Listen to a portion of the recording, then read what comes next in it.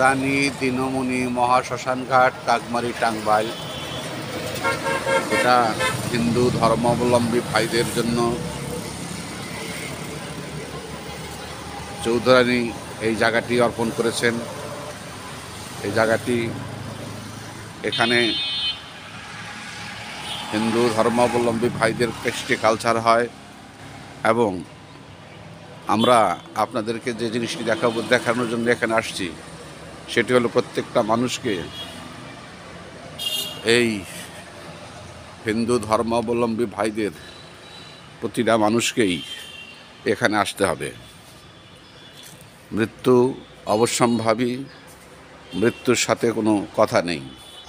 তাই মৃত্যুকে আলিঙ্গন করা সব ধর্মের একটা বিধান আছে। যেহেতু মানুষ মরণশীল, এইখানে হিন্দু ধর্মাবলম্বী ভাইদের মৃতদেহ সৎকার করা হয়। দেখুন, এখানে শ্রদ্ধা নিবেদন করা হয়।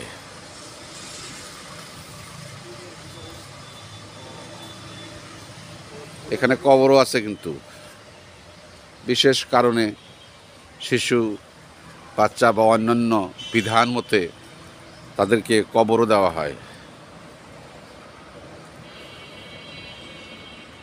একটা পুকুর, এই পুকুরে নারী কখনো পুড়ে না। সেই নারী এই পুকুরের বাঁশগুলোর মধ্যে গেঁথে রাখা হয়।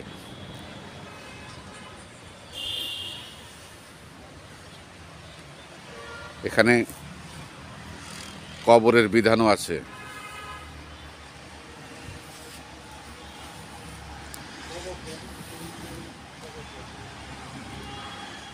অনেক মৃতদেহ এখানে পোড়ানো হয়েছে। তার পোড়া কাঠ অবশিষ্ট আপনারা দেখতে পাচ্ছেন। এই দুটি জায়গায় হিন্দু ধর্মাবলম্বী ভাইদের সৎকার করা হয়।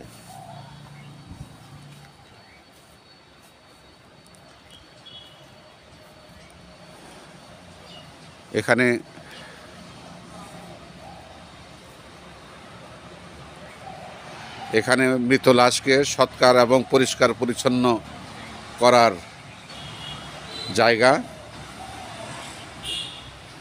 এখানে মৃত লাশকে পরিষ্কার পরিচ্ছন্ন করে তারপরে এই মহাশ্মশান ঘাটে তার সৎকার কর্ম সম্পন্ন করা হয়। এটা একটা বিশাল, প্রতিটা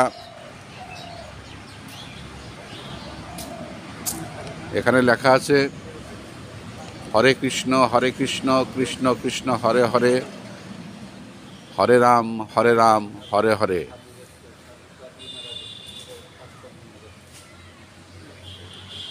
আমি এই আশ্রমের বা এই একটা ভিডিও আপনাদের বরাবর ইতিপূর্বেও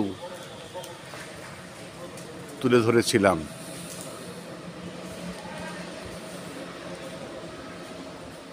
নাথ মন্দির কত সুন্দর।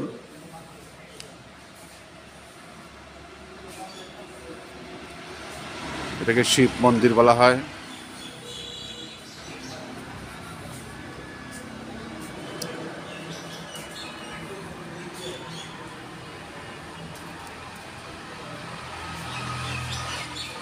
রানী দিনমণি মহাশ্মশান ঘাট, কাকমারি, টাঙ্গাইলের শ্রী শ্রী রাধা গোবিন্দ মন্দির।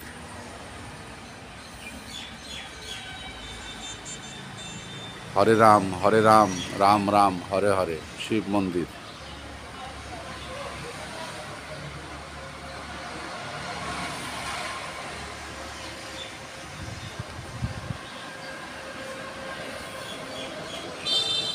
এখানে আসতেই হবে। এখানে প্রত্যেকটা মানুষকেই, হিন্দু ধর্মাবলম্বী ভাই ও বোনদের সবাইকে এখানে আসতে হবে, যেরকম আসতে হয় আমাদের গোরস্থানে, আমাদের পবিত্র কবরস্থানে।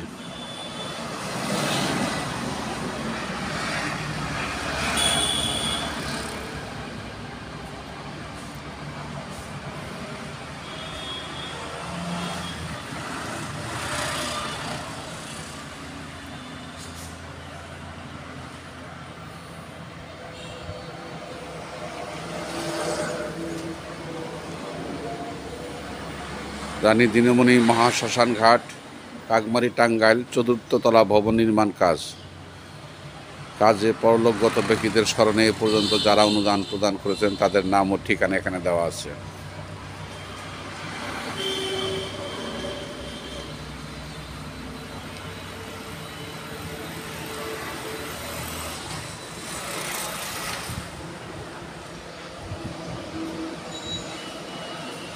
এটা শ্রী শ্রী কালী মন্দির,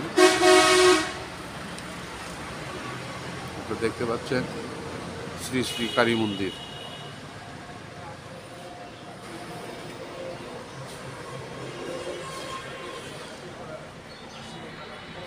আমি SM Mofazzal Hossain, voice of good news 24 থেকে। আসসালামু আলাইকুম ওয়া রাহমাতুল্লাহি।